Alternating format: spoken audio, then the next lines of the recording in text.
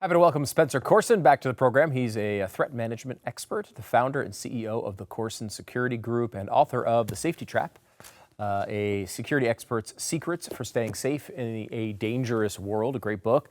Spencer, thanks so much for coming back on the program, man. Good to see you. Good to see you, Stu. You know, this Guthrie case is just absolutely crazy. And it's already kind of had this conversion from just a terrible tragedy, potentially in a news story, to sort of tabloidy garbage, I feel like a lot of the coverage is. Can you tell us what we know and what's real right now? Well, what we do know is that she's missing. What we do know is that there has been no proof of life. And after that, we really cannot verify much more because of the information flow. But until there is proof of life, a lot of what we are seeing should be treated more as noise and less than as signal. I know that there's all sorts of reports, and it's weird because we're getting reports from like TMZ on this story. I don't know. The whole thing just feels a little gross to me, honestly, at times. But of course, there's a family that's really there, really grieving, and really trying to figure out what the heck happened. And then we have this footage that comes out from a Nest door cam. Now, we're told that she doesn't have a subscription. My understanding was you couldn't access any video. It wasn't recording unless you had that. And Google was like, we found it, which is an interesting wrinkle in this. When you look at this video, what do you see? Amateur hour. Professional kidnappers control communication. They control their environment. Amateurs engage in chaos. And what I am seeing looks more and more like that of chaos than that of control.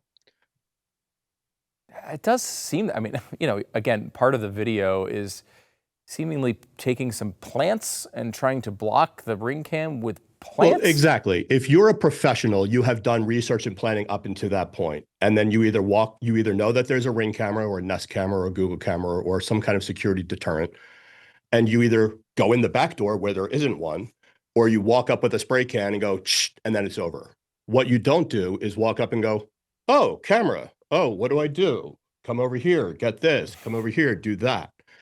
Professionals conduct an orchestra. Amateurs bang drums. And this is someone who's banging drums, not someone who's in control of their environment. So what do we take from that, right? Like I know you don't know the specific situation, but is a situation like this, if you see this separate from the story and you say, okay, well, a real amateur went up to the mother of a celebrity and seemingly kidnapped them, what would you take from it? I mean, that's not a normal situation, obviously. Is it more likely in these situations that it's someone they know? Is it more likely that it's just a random fan? Is it just totally random violence? What do we think? Professional kidnapping in America is very rare.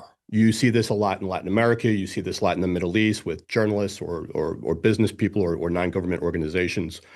And in a professional kidnapping scenario, the target of that kidnapping is interchangeable. What they are looking for is a target that will offer a high return on their investment.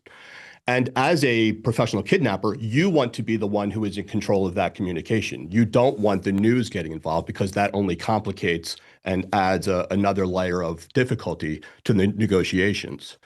And when you see someone like this, who is likely there for a home invasion or drug-seeking behavior or what have you, what you see is this guy comes up, and what really stood out to me was how he was carrying the weapon.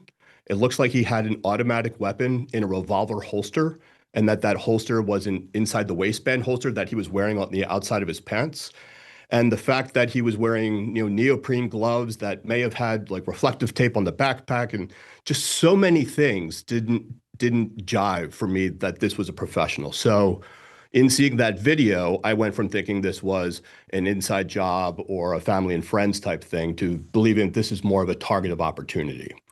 And when you then transfer that knowledge onto what we're hearing from the TMZ and the other media outlets about cryptocurrency and anonymous communications, it is very unlikely for a criminal to develop a skill set overnight.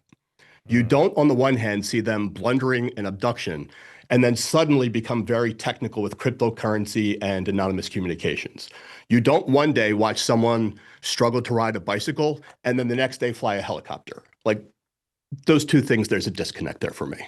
Yeah, that's really, it is interesting. And I don't know, I mean, is the request for Bitcoin, for example, the letters to, places like TMZ and other media outlets, I mean, does that to me, does that strike you as something that, that someone who's just looking for a target of opportunity would engage in? Like, hey, we didn't even know this was someone related to a celebrity, but now that we have this opportunity, let's try to bilk them for whatever we have. What does that mean?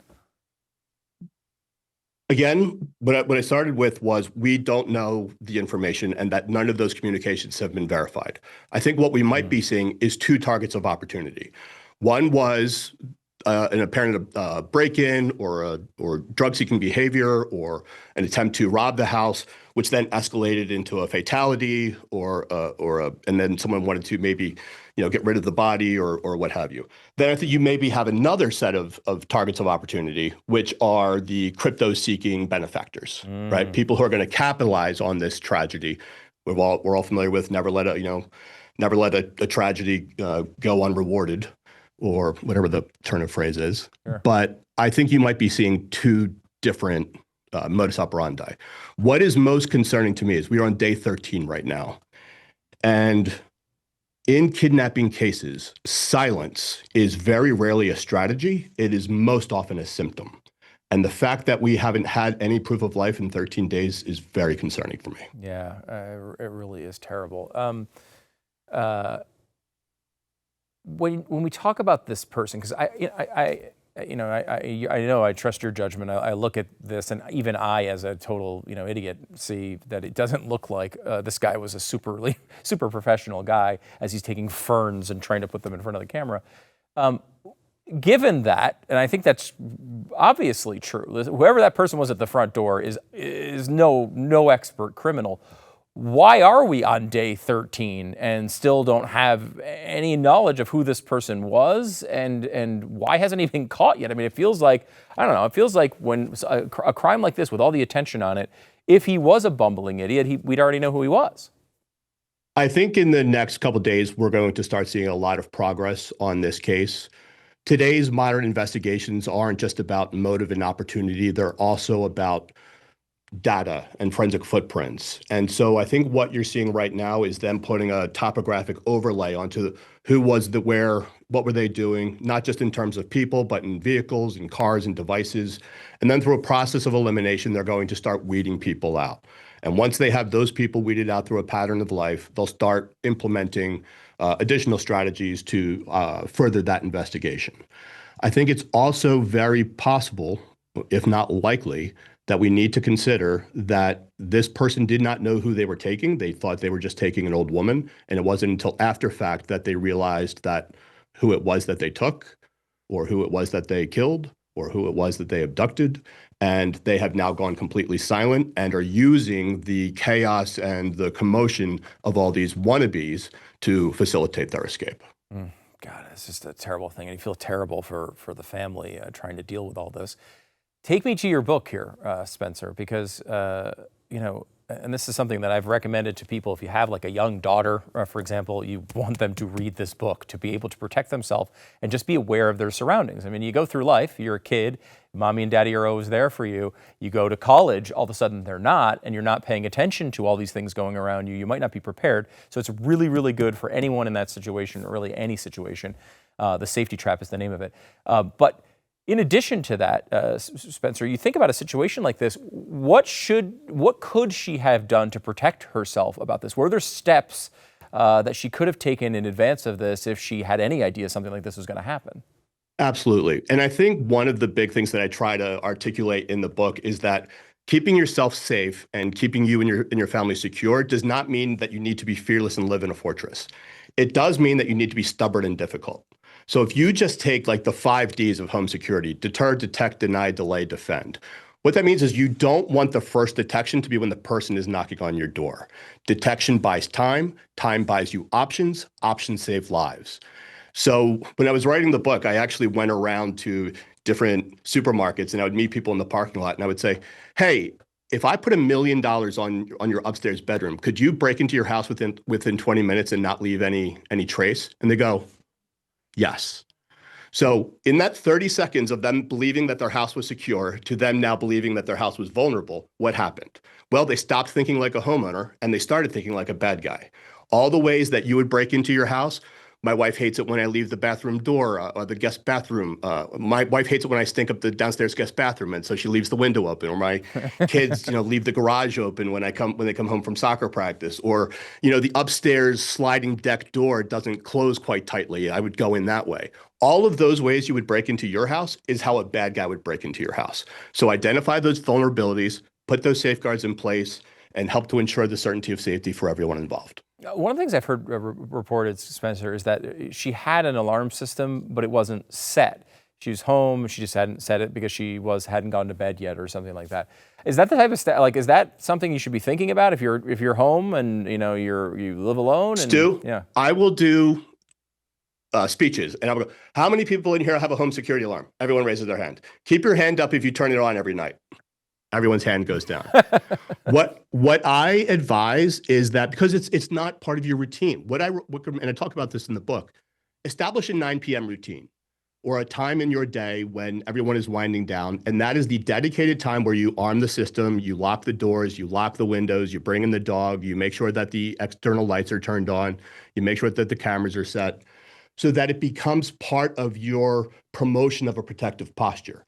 Because bad guys, just like the wolves in nature aren't going after the strongest of the herd. They're going after the weakest. And that's why I said earlier, you don't need to make your home a fortress and you don't need to have this fearless mindset. You just need to be more difficult than the next person. That's a great The number one factor of target selection is likelihood of success. And so anything you can do to reduce your likelihood of being targeted will help you to stay safe along the way. Very, very true. The Safety Trap is the name of the book, A Security Expert's Secrets for Staying Safe in a Dangerous World. It's by Spencer Coursen. You should definitely pick this up. Spencer, thanks for shedding light on this. I'm glad we were able to cut through some of the crazy coverage on this and get to something real. Spencer Coursen, thanks so much. Absolutely. Thank you.